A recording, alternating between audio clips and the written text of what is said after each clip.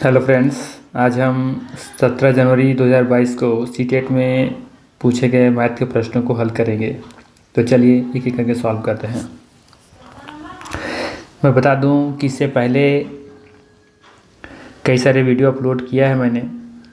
आप चाहे तो उस वीडियो को जाकर देख सकते हैं। उसका लिंक डिस्क्रिप्शन में आपको मिल जाएंगे। तो चलिए क्वेश्चन को सॉल्व करते हैं। क्वेश्चन नंबर 1 है, यदि 0.007 बाई पी इक्वल टू 0.01 है तो पी का मान क्या होगा। सवाल है आपका कि 0.007 बाई पी इक्वल टू 0.01 है, तो इस पी का मान पूछ रहा है आपसे। ठीक है, इस पी का मान आपसे पूछ रहा है। तो देखिए क्या कर सकते हैं, इसको इससे नीचे कुछ नहीं तो 1 होगा। जब क्रॉस मल्टीपल गुना करेंगे आप तो क्या मिलेगा आपको, p इंटू 0.01 इक्वल टू 0.007 मिलेगा। ठीक है, देखिए अब इसके बाद हम क्या कर सकते हैं, इधर ये गुना में है तो इक्वल को उधर जाकर के किस में चला जाएगा, भाग में। तो ये क्या हो जाएगा 0.01। इसको बनाने के दो तरीके हैं, या तो दशमलव को हटा करके जीरो नीचे लेकर के आए, या तो फिर सिंपली ऐसे लिख सकते हैं, इधर हटाएंगे तो ऊपर क्या हो जाएगा, दशमलव हटाएंगे तो 1 और बाकी 2 अंक है तो 2 जीरो। इसी तरीके से इसको जब हटाएंगे तो नीचे 1 और 3 अंक है तो 3 जीरो। तो बचा क्या मेरे पास फाइनली, ऊपर बच गया 7, नीचे बच गया 1 इंटू डबल जीरो, इधर कितना 3 जीरो। तो ये 2 जीरो से 2 जीरो कट जाएगा। तो क्या बचिए मेरे पास, 7 1 7 और 10 1 10। इसी को हम लोग क्या लिख सकते हैं, 1 जीरो है तो 1 अंक के बाद दशमलव। ठीक है, तो 0.7 इसका करेक्ट आंसर हो जाएगा। आप चाहे तो यहाँ से डायरेक्टली बना सकते थे कि p का 1 से गुना करेंगे तो p हो जाता। ठीक है, और ये अगर इसमें डिवाइड करते तो देखिए कितना है, 2 जीरो है तो इधर 2 अंक की तरफ इधर शिफ्ट हो जाता, नहीं कि यहाँ आ जाता इस जगह पर। तो 0.7 बचता p के इक्वल, डायरेक्टली बना सकते थे। बट बेसिक जो होता है वो ज़रूरी है जानना पहले। ठीक है, चलिए नेक्स्ट क्वेश्चन देखते हैं। क्वेश्चन है, निम्नलिखित में से कौन सा सही है। यहाँ 4 ऑप्शन दिए हुए हैं, बताना 4 ऑप्शन में कौन सा सही है। तो देखिए दिया हुआ है क्या, 1 किलोमीटर बराबर 100 मीटर। नहीं, 100 मीटर नहीं होता है, कितना होता है, 1000 मीटर होता है। तो गलत हो गया यहाँ पर, ये फर्स्ट में आगे चेक करने की जरूरत नहीं है। यहाँ देखिए क्या लिखा है, 1 किलोमीटर बराबर होता है 1000 मीटर। ठीक है, सही है। फिर दिया हुआ 1 मीटर बराबर 100 सेंटीमीटर, ये भी सही है। और 1 सेंटीमीटर बराबर होता है 100 मिलीमीटर, नहीं यही गलत है, ये गलत पॉइंट है। 1 सेंटीमीटर के बराबर होता है 10 मिलीमीटर। ठीक है, तो ये भी गलत हो गया। यहाँ पे देखिए 1 किलोमीटर बराबर दिया हुआ है 1000 मीटर, 1 मीटर बराबर 10 सेंटीमीटर, ये भी गलत दिया हुआ है क्योंकि 1 मीटर बराबर होता है कितना, 100 सेंटीमीटर। तो ये भी गलत हो गया। तो ऑप्शन बचा मेरे पास डी नंबर। देखिए इसमें चेक कर लेते हैं, 1 किलोमीटर बराबर कितना दिया हुआ है, 1000 मीटर, सही है, इक्वल होना चाहिए। और 1 मीटर बराबर कितना, 100 सेंटीमीटर, ये भी सही दिया हुआ है। और 1 सेंटीमीटर बराबर 10 मिलीमीटर, जो बिल्कुल सही है। ठीक है, तो आपको सिर्फ यूनिट याद रखने थे इसमें, बाकी तो इसमें कुछ था नहीं। चलिए नेक्स्ट क्वेश्चन देखते हैं। क्या दिया हुआ है, यहाँ पैटर्न दिया हुआ है, उसको अवलोकन करना है, तो देखना है, फिर खाली स्थानों को भरना है। विकल्पों में से उपयुक्त संख्या को चुनना है। मतलब ये है कि यहाँ पर आपको देखिए इस पैटर्न को फॉलो करना है, इस पैटर्न को देखना है, इस पैटर्न को देखना है, उसी पैटर्न को 3 4 के बाद यहाँ पर क्या आएगा, यहाँ पे क्या आएगा और यहाँ पे क्या आएगा, ये आपको बताना है। ठीक है, तो 5 16 आएगा या 5 18 आएगा या 4 16 आएगा या तो फिर 4 18 आएगा। ठीक है, जो भी आएगा। तो पहले देखते हैं पैटर्न क्या है। तो देखिए क्या लिखा हुआ है, 1 2 3 4, फिर 4 3 7 2 9 1 10 किया हुआ होगा। ठीक है, फिर 5 4 9 3 12 2 14। ठीक है, यही दिया हुआ है ना। और यहाँ से देखिए 1 को छोड़ करके 2 से स्टार्ट करके आगे बढ़ गया है, फिर 2 से छोड़ करके 3 से आगे बढ़ा है ना। तो क्या हो जाएगा, 3 4 के बाद यहाँ पर क्या हो जाएगा, 5 5 के बाद यहाँ पर 6। ठीक है, तो यहाँ पर कितना हो जाना चाहिए, 3 4 के बाद यहाँ पर क्या हो जाएगा, 5 हो जाएगा। तो हो जाएगा 6 5 11, 4 15, 3 18। तो कितना हो जाएगा यहाँ पर इसका आंसर 5 और 18। तो देखिए 5 18 कहाँ है, बी नंबर। ठीक है, चलिए नेक्स्ट क्वेश्चन देखते हैं। निम्न तालिका विभिन्न वर्षों में एक राष्ट्रीय उद्यान में बाघों की संख्या को दिखाता है। 2014 में 173, 2015 में 156, 2016 में 140 और 2017 में 125। ये बाघों की संख्या दे रखा है, कौन कौन सा ईयर में वो। ठीक है, क्वेश्चन क्या लिखा है कि बाघों की संख्या प्रत्येक वर्ष बढ़ी है। तो देखिए प्रत्येक वर्ष बढ़ने का मतलब है 173 से फिर आगे होना चाहिए था, 173 के बाद 74 75 कुछ होता है, लेकिन ये तो घट रहा है, तो ये तो फर्स्ट स्टेटमेंट गलत दिखा। सेकेंड क्या लिखा है, पिछले वर्ष के साक्ष्य 2016 की तुलना में 2015 में अधिक बाघ कम हुए, है ना। क्या लिखा है, पिछले वर्ष के साक्ष्य 2016 की तुलना में 2015 में अधिक बाघ कम हुए। तो थोड़ा सा यहाँ पे मुझे स्टेटमेंट थोड़ा सा उल्टा लग रहा है। लिख रहा है पिछले वर्ष के साक्ष्य 2016 की तुलना में 2015 में अधिक बाघ कम हुए, 2015 की तुलना में होना चाहिए, बट क्या लिखा है देखते हैं यहाँ पर 2016 और यहाँ पर है ये 17, सॉरी 16 और 15 देखना है ना, ये दोनों को देखना है। तो देखिए क्या लिखा हुआ है, 2016 की तुलना में 2015 में 15 से होना चाहिए अधिक बाघ कम हुए, ये होना चाहिए, है ना। तो 2016 की तुलना में 2015 अधिक बाघ कम हुए, तो ये तो सही लग रहा है। इस स्टेटमेंट कर दी, थोड़ा सा सही कर दे तो यहाँ से होना चाहिए, तो अधिक बाघ कम हुए, तो हाँ कम हुए हैं, 2015-16 में कम हुआ है ना, 156-140 हो गए हैं, तो ये मे बी स्टेटमेंट सही लग रहा है। बट आगे देख लेते हैं थोड़ा सा, क्योंकि कन्फ्यूजन इसमें लग रहा है। तो सी ऑप्शन में क्या दे रखा है, पिछले वर्ष के साक्ष्य 2015 की तुलना में 2017 में अधिक भाग कम हुए। तो देखिए ये सही दिया हुआ स्टेटमेंट, 2015 की तुलना में 17, तो 15 यहाँ पर है, ये वाला 15 है, ये 15 है और ये 17 है, तो अधिक कम हुए, है ना। 15 क्या लिखा हुआ है, पिछले वर्ष के साक्ष्य 2015 की तुलना में 2017 में अधिक भाग कम हुए हैं, तो 15 की तुलना में 2017 में अधिक भाग कम हुए हैं, तो ये भी सही लग रहा है, ठीक है। और डी नंबर में क्या दिया हुआ है कि पिछले वर्षों के साक्ष्य 2016-17 में समान संख्या में बाघ कम हुए हैं, पिछले वर्षों के साक्ष्य 2016 और 17 में समान संख्या में बाघ कम हुए हैं। अच्छा, मतलब ये स्टेटमेंट अब समझ में आया क्या ये कह रहा है। देखिए ये कह रहा है आपसे कि 2000 पिछले वर्ष के साक्ष्य 2016 में, तो 2016 में देखिए यहाँ पर क्या हुआ था कि यहाँ पर 2015-16 में पिछले वर्ष के साक्ष्य बोल रहा है, यानी कि ये कम तो नहीं हुआ है यहाँ पर, है ना, यहाँ तो वृद्धि हुई है। 15 में जो है पिछले वर्ष के साक्ष्य 2015 में, तो 2015 में पिछले वर्ष कौन सा हो जाएगा इसका, 2014 हो जाएगा ना। तो ये देखो कम हुआ है, कितना कम हुआ है, तो 56-4-60, यानी 10, 14, 3, 17, 17 कम हो गया है यहाँ पर। और 2017 में अधिक भाग कम हुए, तो 2017 में देखिए, तो पिछला वर्ष के साक्ष्य देखना है, तो कितना कम हो गया यहाँ पर, 25, 5, 30, यानी कि 15, यहाँ 15 कम हुआ है पिछले वर्ष की तुलना में, और यहाँ पिछले वर्ष की तुलना में 17 कम हुआ है, ये तो पूछ रहा था आपसे। तो पिछले वर्ष के साक्ष्य 2016 और 17 में समान संख्या बाघ कम हुए, नहीं समान संख्या में कम नहीं हुए, कम बेसी हुए है ना, यहाँ 17 कम हुए, यहाँ 15 कम हुए, तो ये तो स्टेटमेंट बिल्कुल गलत हो गया। इस स्टेटमेंट को गलत करते हैं, पहला भी गलत हो गया था। अब देखते हैं फिर से हम बी नंबर पर जाते हैं, पिछले वर्ष के साक्ष्य 2016 में, तो वही चीज़ कह रहा है, पिछले वर्ष के साक्ष्य पूछ रहा है आपसे, ठीक है। तो 2016 के पिछला वर्ष क्या हो जाएगा, ये वाला हो जाएगा। तो कितना कम हुआ है यहाँ पर, ये कम हो गया है 40-50, यानी कि 16 कम हुआ है। और 2015 को देख लीजिए, तो 2015 से पीछे कौन सा होगा, ये वाला, तो 173 से 156, तो कितना कम हो गया, 56-4-60, यानी कि 13-4-17, ठीक है। तो देखिए क्या लिखा हुआ था, 2016 की तुलना में 2015 में अधिक बाघ कम हुए, तो अधिक बाघ कम हुए, हाँ देखिए अधिक बाघ कम हुए हैं, यानी कि ये स्टेटमेंट सही दिख रहा है ना। तो बी नंबर क्या हो जाएगा, सही हो जाएगा। जब सी नंबर में क्या लिखा रहा था कि पिछले वर्ष से साक्ष्य 2015-16 में, यही इस मतलब सेम तुलना करना है यहाँ पर भी, तो इसे तुलना कर लीजिए पिछले वर्ष की तुलना में। कैसे, जैसे पिछले वर्ष 2015 से पहले क्या हो जाएगा, तो यहाँ पर कितना आया था, 17 आया था ना यहाँ पर, इससे इतना कमी हो जा रहा था, ये घट रहा था इतना। और 2017, तो 2017 में देखिए पिछले वर्ष की तुलना कीजिए, तो यहाँ पर कितना, 15, ठीक है, 15 ही आएगा ना, 25, 5, 30, 10, 40, 15 कम हो गए।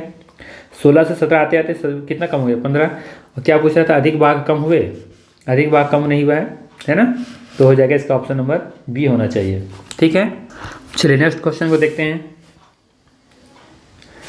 नेक्स्ट सवाल है, करीम फूल खरीदने गया और उसमें 2 के 4 सिक्के, 2 के 4 सिक्के, ठीक है। तो यहाँ से हम लिख लेते हैं 2 रुपया के 4 सिक्के, मतलब कुल कितना रुपया, 8 रुपया। फिर कह रहा है 20 रुपया के 2 नोट, तो 20 रुपया के 2 नोट, तो टोटल कितना हो गया, 40 रुपया, ठीक है। और 100 रुपया के 3 नोट, तो 100 रुपया के 3 नोट, मतलब कितना हो गया, ये 300 रुपया दुकानदार को दिए, तो टोटल कितना दिए दुकानदार को, तो 348 रुपया, ठीक है। आदि फूलों की मूल्य कितना था, 335 रुपया था, तो उसे कितने रुपये वापस मिली होंगी, तो 348 रुपये दुकानदार को दिए हैं, और फूलों का कुल मूल्य कितना था, 335 रुपया, तो हमें कितना मिलेगा वापस, 13 रुपया। Option number D. ठीक है, चलिए। कहता है एक विषमबाहु त्रिभुज में होते हैं। विषमबाहु त्रिभुज किसको कहते हैं? देखिए, जिसकी तीनों भुजा क्या हो, बराबर हो, बराबर नहीं सॉरी, तीनों भुजाएं क्या हो, अलग अलग हो। ठीक है, फिर तो बना देते हैं। एक ऐसा ट्रायंगल लेना है आपको,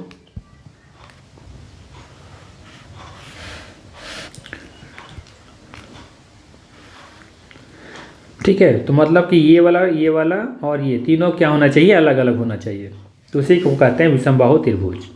तो तीनों समान भुजाएं होती हैं, बिल्कुल गलत है। तीन असमान भुजाएं होती हैं, मतलब तीनों अलग अलग होती हैं, हाँ ये सही है। दो समान भुजाएं होती हैं, नहीं। दो समान कोण, याद रखिएगा, दो किसी भी त्रिभुज में दो समान कोण तो हो ही नहीं। दो समान कोण हाँ हो सकते हैं, दो समान कोण हो सकते हैं, बिल्कुल सही है। लेकिन बट हमें विषमबाहु त्रिभुज कह रहे हैं, तो विषमबाहु त्रिभुज में तीनों भुजाएं अलग अलग होंगी। तो इसका मतलब ये हुआ कि तीनों कोण भी क्या होंगे, अलग अलग होंगे। तो दो समान कोण भी नहीं होगा, दो समान भुजाएं भी नहीं होंगे। अगर दो समान भुजाएं हैं तो उसको कहेंगे समद्विबाहु त्रिभुज। जैसे कुछ इस तरीके से है, तो मान लेते हैं कि ये 2 है, ये भी 3 है, ये भी 3 है। तो इसको देखिए, दो भुजाएं बराबर हो गई, तो इसे कहेंगे समान भुजाएं, मतलब समद्विबाहु त्रिभुज। ठीक है, और तीनों का दिया समान है तो विषमबाहु त्रिभुज कहेंगे। और तीनों का समान भुजाएं हैं तो इसको कहेंगे समबाहु त्रिभुज। इसको क्या नाम कहेंगे? समबाहु त्रिभुज। ठीक है, ये क्या हो जाएगा, विषमबाहु। ये दो समान है तो समद्विबाहु त्रिभुज, या दो समान कोण होंगे तो उसको भी हम समद्विबाहु त्रिभुज ही कह सकते हैं। ठीक है, चलिए नेक्स्ट क्वेश्चन देखते हैं।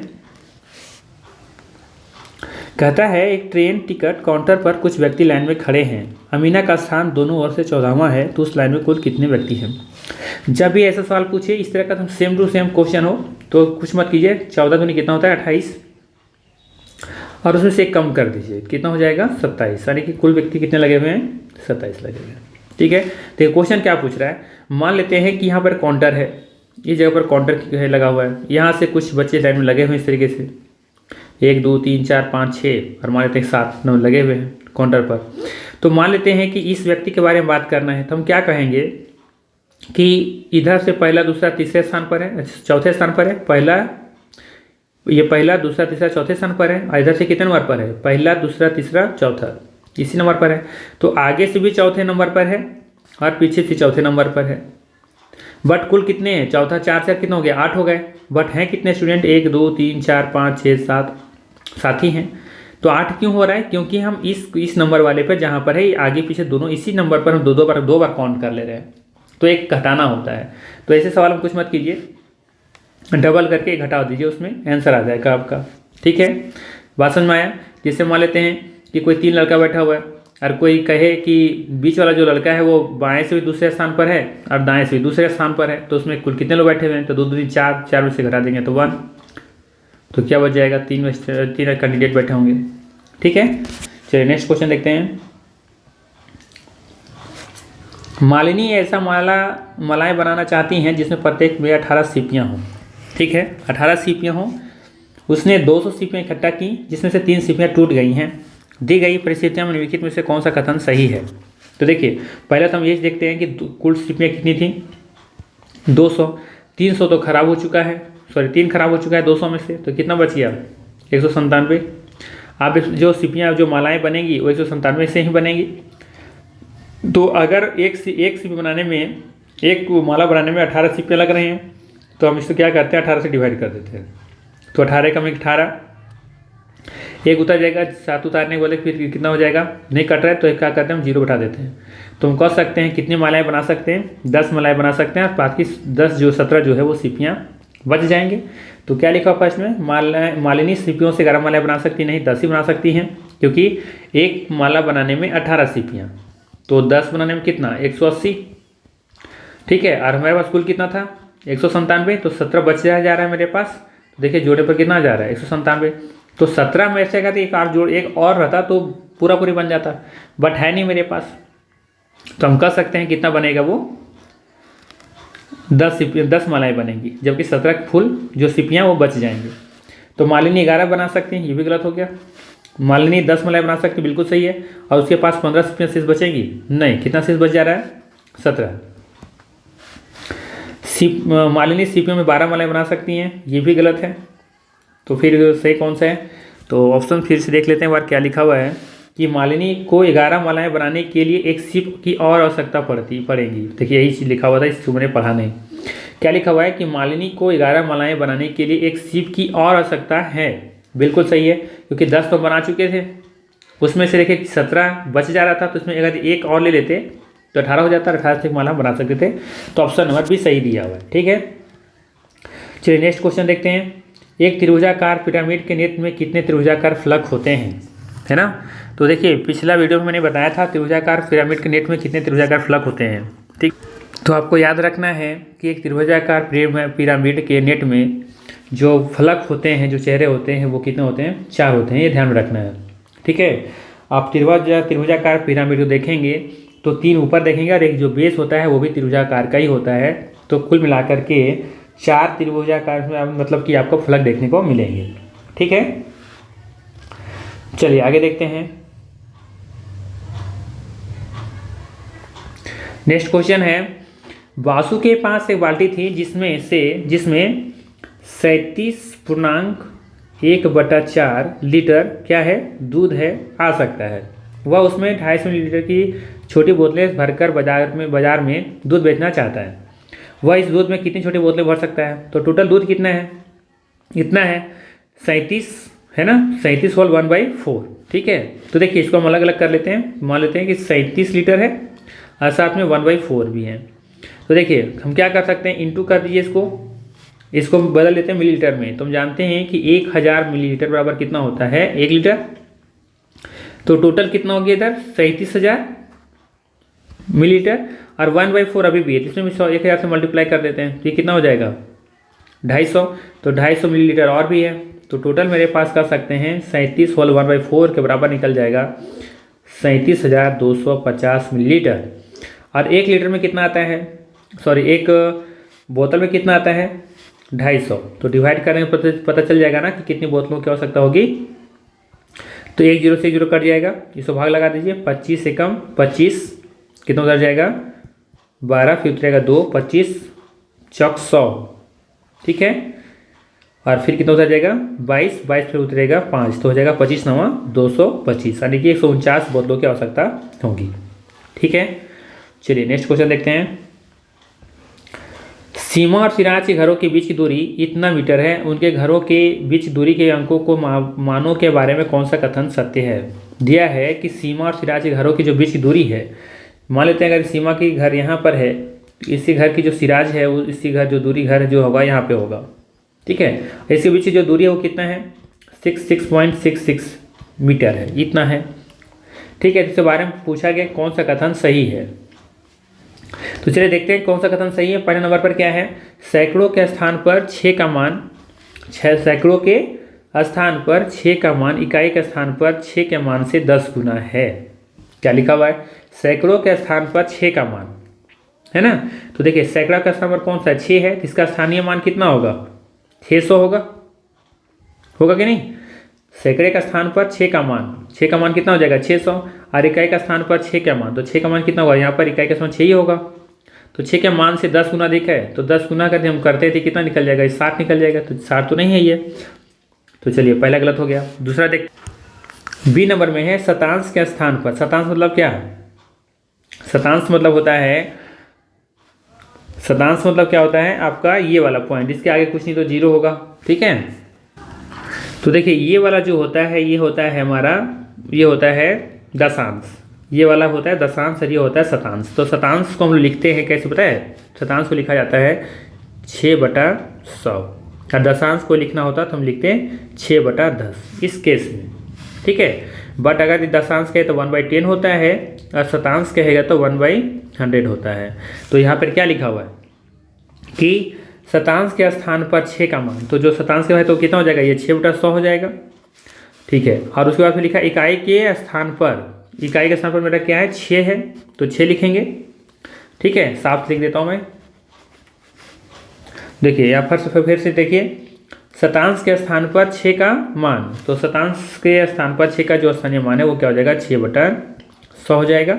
और इकाई के स्थान पर 6 का मान, तो इकाई का स्थान पर यानी कि इकाई मतलब कितना, 6 के अंदर 6 रुपया।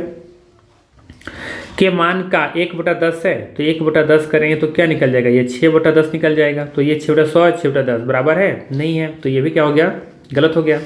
अब आगे देखते हैं सी नंबर में, इकाई के स्थान पर 6 का मान। तो इकाई के स्थान पर 6 का मान मतलब कितना, 6 रुपया का मान दहाई के स्थान पर, तो दहाई का मान कितना हो जाएगा, दहाई का मान मतलब कितना, दहाई का मान हो जाएगा हमारा ये वाला, इकाई दहाई ये 6, तो 6 दहा के 60 हो जाएगा ये, तो दहाई के स्थान पर कितना हो जाएगा 60। तो के मान का 1/10 है, तो इसका 1/10 निकाल दीजिए, तो ये जो कट जाएगा तो क्या निकल जाएगा, 6 कम 6, तो देखिए दोनों क्या है, मान के बराबर ही आ रहा है, तो इसका ऑप्शन नंबर हो जाएगा सी। ठीक है, बस ध्यान ये रखना है कि देखिए इधर से निकलेंगे दशमलव के जो बाई तरफ है वो मान होता है, जिसे इसको पढ़ते हैं इकाई, इसको दहाई, इसको सैकड़ा।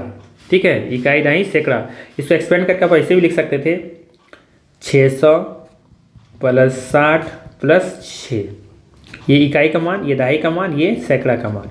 ठीक इसी तरीके से फिर आगे जब दशमलव आगे बढ़ेंगे आप, तो इसको आप लिख सकते हैं 6/10 प्लस फिर इसका मान जो लिखेंगे आप वैसे लिखेंगे 6/100। ये कहलाएगा शतांश, ये कहलाएगा दशांश, ये इकाई, ये दहाई और ये सैकड़ा। बस जो भी कुछ कह रहा है आपसे बस उसका मान लेते चलिए। जैसे मेरे पास सी नंबर में क्या बोला था, सी नंबर में बोला था आपको कि इकाई के स्थान पर 6 का मान, तो इकाई का स्थान पर देखिए, इकाई का स्थान पर 6 का मान क्या है, 6 ही है, और दहाई के स्थान पर 6 का मान, तो दहाई पर 6 का मान कितना है, 60 है। तो उसका कहता है कि ये मान का 1/10 है, तो इसके मान का 1/10 है, तो कट जाएगा तो क्या निकल जाएगा 6, तो जब भी 6 है तो देखिए दोनों बराबर आ गया, तो सही है ना। ठीक है, चलिए नेक्स्ट क्वेश्चन देखते हैं। लिखा हुआ है अक्षर एच में सममिति रेखाओं की संख्या क्या है, बताइए। सममित किसको किसको कहते हैं, पहले बता चुके हैं। तो ये वाला देखिए, इसको कहते हैं इस तरफ से काट दें, हाफ हाफ दे, दूसरे को क्या करेगा, प्रॉपर ढक लेगा, बराबर बराबर ढक लेगा ना, तो इसको एक सममित रेखा दिख रहा है ये वाला। ठीक इसी तरीके से जो एच लिखा हुआ है अगर इस तरीके से इसको काट दें और दूसरे पर रखें तो भी बराबर आ जाएगा। और कोई तरीका है, नहीं है, तो हम कह सकते हैं अक्षर एच में सममित रेखाओं की जो संख्या है वो कितनी है, 2 है। ठीक है, सममित रेखाओं के बारे में बार बार मैं कह रहा हूँ कि इसका मतलब ये होता है कि जब भी किसी भी अक्षर या प्रतीक को काट दिया जाए 2 भागों में, बराबर बराबर भागों में, तो एक दूसरे के ऊपर ढक लेनी चाहिए, दिखनी नहीं चाहिए। ठीक है, बात समझ में आया। जैसे आपसे पूछें इसमें कितनी सममित रेखाएं हैं, तो आप कहोगे सर 1 होगा। कैसे, अगर इस तरीके से हम इसको काट दें तो इधर वाला जो भाग होगा, इधर वाला भाग होगा, एक दूसरे पर रखेंगे तो क्या आएगा, वो बराबर आएगा। ठीक है, तो इस तरीके से सबको बताना होता है कि किसी भी लेटर में, किसी प्रतीक में इसमें कितनी सममित रेखाएं हैं। ठीक है, चलिए नेक्स्ट क्वेश्चन देखते हैं। लिखा है 3 मित्र 24 घंटे की घड़ी का समय 12 घंटे की घड़ी के समय में निम्न प्रकार से बदलते हैं। तो देखिए सबसे पहले दिया हुआ है चीकू, ये 23:45 को बता रहा है कि 11:45 होगा। ठीक है, बिट्टू 16:20 को 4:30 बता रहा है, और पिंकी 19:28 को बता रहा है कि ये 7:28 होगा, हमने 12 घंटे के समय में। तो हमेशा याद रखिए कि जब बदलना है इस तरह से दिया हुआ है तो इसमें से 12 में से कितना जोड़ेंगे कि 23:45 आएगा, बस वो देखिए। तो 12 में से कितना जोड़ेंगे, 23 आएगा, तो 12 में से 23 जोड़ेंगे तो 12 8 20, यानी कि 8 और 3 11, 11 इधर 45 है तो 45, 11:45 ये सही बता रहा है। ठीक है, दूसरा देखिए ये 16 यानी कि 12 में से जोड़िए तो कितना आएगा जोड़ने पर, तो 12 4 16 यानी कि 4:30, तो ये भी सही है। बट ध्यान रखना कि यहाँ AM है तो ये गलत होगा। अब AM भी मतलब बताएंगे कि क्या होता है, PM मतलब क्या होता है। ठीक है, चलिए इसके बाद देखिए 12 7 19 यानी कि 7:28, तो ये PM है, तो ये भी सही है। यानी सिर्फ गलत कौन है, बिट्टू गलत है यहाँ पर, बाकी चीकू और पिंकी दोनों सही हैं। अब ये गलत क्यों हुआ, PM कब लेंगे और AM कब लेंगे, तो ध्यान रखिए कि मान लेते हैं कि रात के 12 बज रहे हैं, कितना, रात के 12 बज रहे हैं। ठीक है, तो 12 बजे के बाद बजेगा यहाँ पर 1, फिर 2 3 4 5 6 7 6, यहाँ पर 7 8 इस से बढ़ते जाएंगे, है ना। तो ये गिनते गिनते 12 बजे से दिन में कितना बजे तक आ गए 6, ये दोपहर का समय फिर 12 बज जाएगा। तो जैसे ही 12 बजेगा दोपहर 12, तो 12 पर जैसे आएंगे तो इससे क्या हो जाएगा, ये 12 गिने, 12 के बाद हो जाएगा ये, जैसे ही आएंगे तो हो जाएगा ये 12 के बाद ये 13, 1 पर आएंगे तो यहाँ कहलाएगा ये 13, 2 बजे कितना 14। तो बताइए दोपहर के बाद का समय बता रहा है, इसमें मतलब 13 14 15, और जिसे घूमते हुए फिर वापस जब 12 पर पहुँचेंगे तो 24 घंटा पूरा हो जाएगा। तो इस मतलब क्या कह रहे हैं कि 12 बजे के बाद जब 13, 14, 15 शुरू होता है तो वो PM वाला समय होता है कि ना कि AM वाला समय होता है। और ये बता रहे क्या रही है, देखिए 16, 12, ये 16:30 कब का है, दोपहर के 12 बजे के बाद। ये यहाँ पर कितना हो गया 12, फिर 13, 14, 15, 16, ये शाम का समय हुआ ना यहाँ पर। तो जब शाम का समय हो रहा है तो इसका मतलब क्या कि यहाँ पर AM नहीं होना चाहिए, यहाँ पर क्या होना चाहिए, PM होना चाहिए। और ये बिल्कुल सही है, ठीक है। यही रहता अगर ये मान लेते हैं कि यहाँ भी 4:30 रहता, 4:30 रहता और यहाँ भी 4:30 AM रहता तो बिल्कुल सही होता, क्योंकि रात के 12 बजे के बाद से शुरू क्या हो जाएगा 1 बजे, 2 बजे, 3 बजे और 4 बजे। तो ये 4 बजे सुबह का समय होता, तो ये भी सही हो जाता है AM। अगर यही चीज़ अगर फिर यहाँ 34 लिखा रहता और यहाँ PM लिखा हुआ रहता तो भी ये गलत हो जाता, क्योंकि 34 में कोई PM नहीं हो सकता है, क्योंकि वो कब होगा, ये रेलवे का टाइम दिखा रहा है, मतलब कि ये 24 घंटे का समय दिखा रहा है। तो वहाँ 34, तो 34 मतलब कि यदि 12 घंटे देखेंगे तो वो कब का समय होगा, वो सुबह का समय होगा, ठीक है। चलिए नेक्स्ट देखते हैं। अच्छा, इसमें देखना बताना था कि कौन से कौन गलत है। तो 12 घंटे वाली सुई में घड़ी में किसने गलत समय प्रदर्शित किया है, केवल चीकू? नहीं, चीकू तो सही बताया था। केवल पिंकी? नहीं, ये भी गलत है। केवल बिट्टू? नहीं, चिंकू और पिंकी दोनों ने गलत बताया था, ऑप्शन नंबर डी, ठीक है। चलिए नेक्स्ट क्वेश्चन देखते हैं। सोनम की पानी की बोतल में 1 लीटर पानी आता है, कितना? 1 लीटर। तो 1 लीटर बराबर कितना होता है, 1000 मिलीलीटर। उसने 275 मिलीलीटर पानी पिया है, 275 मिलीलीटर पानी पिया है। और उसके दोस्त ने, नैना ने 250 मिलीलीटर, 250 मिलीलीटर पानी पिया है। तो बोतल में अब कितना पानी बचा है? तो 1000 में से ये 2 2 400 और 525, 525 खत्म हो गया, तो बचा कितना? 475, ठीक है। तो ये हो जाएगा ऑप्शन नंबर बी, ठीक है। चलिए आज का लास्ट क्वेश्चन है। सौरभ अपना घर बदल रहा है, उसने अपना सामान एक घोड़ा गाड़ी में रखा जो 300 किलोग्राम से अधिक भार नहीं उठा सकता।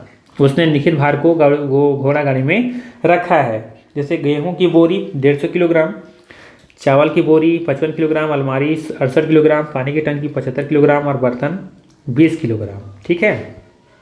कहता है किस वस्तु को हटाया जाए जिससे कि भार 300 किलोग्राम के बराबर रहे, ठीक है। किसको हटाएंगे हम, ठीक है। तो देखिए 300 ग्राम का पूरी करना है, तो 68 किलोग्राम जो है उसमें 8 जो किसी का पेयर नहीं मिल रहा है, 8 के साथ 2 कम से कम आना चाहिए, तब ये 0 बनता, क्योंकि हमको लास्ट में किसी भी हाल में कोई 0 चाहिए। तो सिंपल सा अलमारी इसका आंसर हो जाना चाहिए, ठीक है।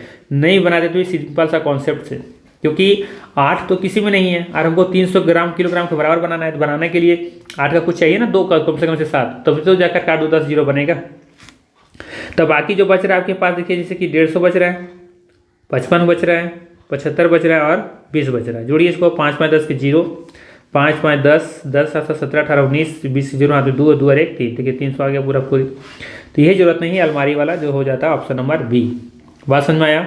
अगर वीडियो अच्छा लगा हो तो ज़रूर लाइक करें, शेयर करें, सब्सक्राइब कर लें इसी तरह का वीडियो आप पाने के लिए। और मिलते हैं फिर इसी तरह के वीडियो में, तब तक के लिए धन्यवाद।